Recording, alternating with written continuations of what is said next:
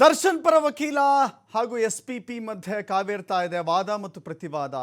ಪಲ್ಲಂಗ ಕೇಳಿದ್ರೆ ಕೊಡಕ್ಕಾಗೋದಿಲ್ಲ ಅಂತ ಹೇಳಿ ಎಸ್ಪಿಪಿ ಖಾರವಾಗಿ ವಾದವನ್ನು ಮಂಡಿಸ್ತಾ ಇದ್ದಾರೆ. ಅದಕ್ಕೆ ಕಾರಣ ಅಂತ ಹೇಳಿದ್ರೆ ಸುನಿಲ್ ಏನು ಹೇಳಿದ್ರು, ದರ್ಶನ್ ಏನು ಚಿನ್ನದ ಮಂಚ ಕೇಳಿಲ್ಲ ಅಂತ. ಅದಕ್ಕೆ ಎಸ್ಪಿಪಿ ಪ್ರಸನ್ನ ಕುಮಾರ್ ಅವರು ಕೌಂಟರ್ ಕೊಟ್ಟಿದ್ದಾರೆ. ಪಲ್ಲಂಗ ಕೇಳಿದ್ರೆ ಕೊಡಕ್ಕಾಗೋದಿಲ್ಲ ಅಂತ ಹೇಳಿದ್ದಾರೆ, ಚಿನ್ನದ ಮಂಚ ಕೇಳಿಲ್ಲ ಅಂತ ಹೇಳಿದ್ರೆ ನೋಡಿ, ವಾದ ಮತ್ತು ಪ್ರತಿವಾದದ ಮಾತುಗಳ ಲಹರಿ ಹೇಗೆ ಹೋಗ್ತಾ ಇದೆ ಅಂತ ನಾವು ಗಮನಿಸ್ತಾ ಇದ್ದೀವಿ. ಒಂದ್ ಕಡೆ ಇಂಗ್ಲಿಷ್ ಬರಲ್ಲ ಅನ್ಸುತ್ತೆ ಅಂತ ಹೇಳಿ ದರ್ಶನ್ ಪರ ವಕೀಲರು ವಾದವನ್ನು ಮಂಡಿಸ್ತಾರೆ. ಕೋರ್ಟ್ನ ಘನತೆಗೆ ತಕ್ಕಂತೆ ವಾದವನ್ನು ಮಂಡಿಸಿ ಅಂತ ಎಸ್ಪಿಪಿ ಆಕ್ಷೇಪವನ್ನು ವ್ಯಕ್ತಪಡಿಸ್ತಾರೆ. ಚಿನ್ನದ ಮಂಚ ಅಂತ ಉಲ್ಲೇಖ ಮಾಡಿದ್ದಕ್ಕೆ ಪಲ್ಲಂಗ ಕೇಳಿದ್ರು ಕೊಡಕ್ಕಾಗೋದಿಲ್ಲ ಅಂತ ಹೇಳಿದ್ದಾರೆ. ವಾದ ಮತ್ತು ಪ್ರತಿವಾದದ ದಾಟಿ ಅಥವಾ ಅದರ ಆವೇಗವನ್ನು ಕೂಡ ನಾವು ನೋಡ್ತಾ ಇದ್ದೇವೆ. ಒಂದು ರೀತಿ ಡೆಸ್ಪರೇಟ್ ರೀತಿಯಲ್ಲಿ ಕಾಣಿಸ್ತಾ ಇದೆ ನೋಡಿ. ಯಾವ ಕೈದಿಗೆ ಯಾವ ಸೆಲ್ ಕೊಡಬೇಕು ಅಂತ ಹೇಳಿ ಕೈಪಿಡಿಯಲ್ಲಿದೆ. ಉಗ್ರರಿಗೆ ಕೊಟ್ಟಿರುವಂತ ಅಥವಾ ಉಗ್ರರನ್ನು ಇರಿಸುವಂತ ಬ್ಯಾರಕ್ ಅನ್ನು ಕೊಟ್ಟಿದ್ದಾರೆ ಅಂತ ವಾದವನ್ನು ಮಂಡಿಸಿದ್ರಲ್ಲ, ಅದಕ್ಕಿದೆ. ಯಾವ ಕೈದಿಯನ್ನು ಎಲ್ಲಿರಿಸಬೇಕು ಅಂತ ಜೈಲಿನ ನಾರ್ಮಲ್ನಲ್ಲಿದೆ. ಆರೋಪಿ ದರ್ಶನ್ ಪರ ವಕೀಲ ಸುನಿಲ್ ವಾದವನ್ನು ಮಂಡಿಸ್ತಾ ಇದ್ದಾರೆ. ಕೇಂದ್ರ ಸರ್ಕಾರದ ಜೈಲ್ ಕೈಪಿಡಿಯನ್ನು ಕೂಡ ಪಾಲಿಸ್ತಾ ಇಲ್ಲ ಅನ್ನೋದು ಸುನಿಲ್ ವಾದ. ಉತ್ತಮ ಆಹಾರ, ಹಾಸಿಗೆ, ನೀರು ಮತ್ತು ಗಾಳಿ ಇವೆಲ್ಲವೂ ಕೂಡ ಉತ್ತಮವಾಗಿ ಸಿಗುವಂತ ಅವಕಾಶ ಇರಬೇಕು. ಜೈಲಿನ ಹೊರ ಜಗತ್ತಿನ ಸಂಪರ್ಕವೂ ಕೂಡ ಕೈದಿಗಳಿಗಿರಬೇಕು ನೋಡಿ. ಜೈಲಿನ ಹೊರ ಜಗತ್ತು ಅಂದರೆ ಜೈಲಿನಲ್ಲಿರುವಂಥ ಹೊರ ಜಗತ್ತಿದೆ ಅಂತ ಹೇಳಿದ್ರೆ ಮನುಷ್ಯರ ಸಂಪರ್ಕ, ಬೇರೆ ಬೇರೆ ಮನುಷ್ಯರ ಸಂಪರ್ಕ.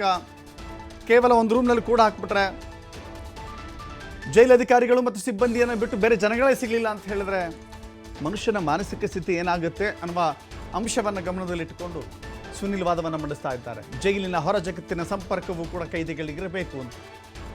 ಈ ಮಾರ್ಗಸೂಚಿಗಳನ್ನು ಕೂಡ ಅಧಿಕಾರಿಗಳು ಪಾಲಿಸ್ತಾ ಇಲ್ಲ ಅಂತ ಹೇಳಿ ದರ್ಶನ್ ಪರ ವಕೀಲ ಸುನಿಲ್ ವಾದವನ್ನು ಮಂಡಿಸ್ತಾ ಇದ್ದಾರೆ. ವಾದ ಪ್ರತಿವಾದವನ್ನು ಆಲಿಸಿರುವಂಥ ಕೋರ್ಟ್ ಬಹಳ ಹಿಟಪ್ಪಾಗಿತ್ತು ವಿಷಯ. ಕೆಲ ಕಾಲ ವಿಚಾರಣೆಯನ್ನು 57ನೇ ಸೆಷನ್ಸ್ ಕೋರ್ಟ್ ಮುಂದೂಡಿದೆ.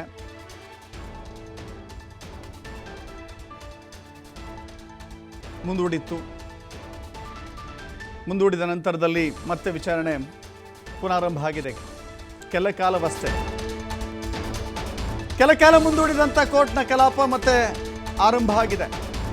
ಕೋರ್ಟ್ನ ಆದೇಶ ಪಾಲಿಸದಿದ್ದಾಗ ನೋವಾಗುತ್ತೆ ಅಂತ ಹೇಳಿ ಸುನಿಲ್ ಬಹಳ ಭಾವುಕತೆಯಿಂದಲೇ ಮಾತನಾಡ್ತಾ ಇದ್ದಾರೆ. ಸುನಿಲ್ ವಾದದ ಧಾಟಿಯೇ ಬದಲಾದಂತೆ ಕಾಣಿಸ್ತಾ ಇದೆ. ಕೋರ್ಟ್ನ ಆದೇಶ ಪಾಲಿಸದಿದ್ದಾಗ ನೋವಾಗುತ್ತೆ. ಆರೋಪಿ ದರ್ಶನ್ ಪರ ವಕೀಲ ಸುನಿಲ್ ವಾದವನ್ನು ಮಂಡಿಸ್ತಾ ಇದ್ದಾರೆ. ಇಲ್ಲಿವರೆಗೂ ಆಗಿರುವಂಥ ವಾದ ಪ್ರತಿವಾದವನ್ನು ನೋಡ್ತಾ ಇದ್ರೆ ಇವತ್ತಿನ ವಾದ ಮತ್ತು ಪ್ರತಿವಾದ ಕೋರ್ಟ್ನ ಕಲಾಪ ಒಂಥರ ಬೇರೆ ರೀತಿಯಲ್ಲಿ ಅನಿಸ್ತಾ ಇದೆ. ಅದಕ್ಕೆ ಕಾರಣ ಅಂತ ಹೇಳಿದ್ರೆ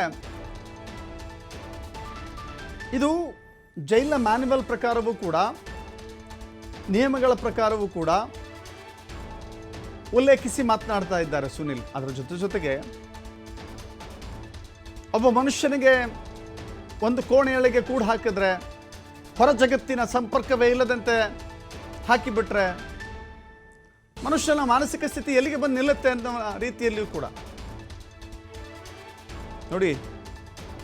ದರ್ಶನ್ ಒಬ್ಬ ಸ್ಟಾರ್.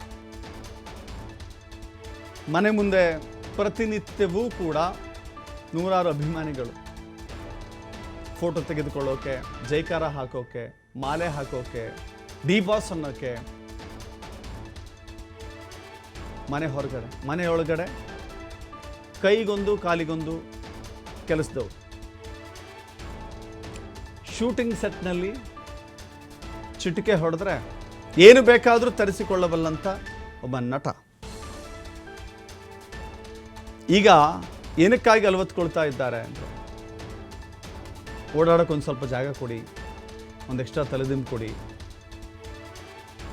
ಮನುಷ್ಯರ ಸಂಪರ್ಕ ಇರುವ ರೀತಿಯಲ್ಲಿ ನೋಡ್ಕೊಳ್ಳಿ ಅನ್ನೋ ರೀತಿಯಲ್ಲಿ ವಾದವನ್ನು ಮಂಡಿಸ್ತಾ ಇದ್ದಾರೆ. ವಾದ ಪ್ರತಿವಾದ ನಡೀತಾ ಇದೆ. ಕೋರ್ಟ್ ಏನೆಲ್ಲ ತೀರ್ಮಾನಕ್ಕೆ ಬರುತ್ತೆ ಇವತ್ತು? ದರ್ಶನ್ನ ಕೋರಿಕೆಯ ಪ್ರಕಾರ ಕೋರ್ಟ್ ದಯಪಾಲಿಸುತ್ತಾ ಅಥವಾ ನಿರಾಕರಿಸುತ್ತಾ ನೋಡಬೇಕಾಗಿದೆ. ವಾದ ಪ್ರತಿವಾದ ಸಾಗ್ತಾ ಇದೆ.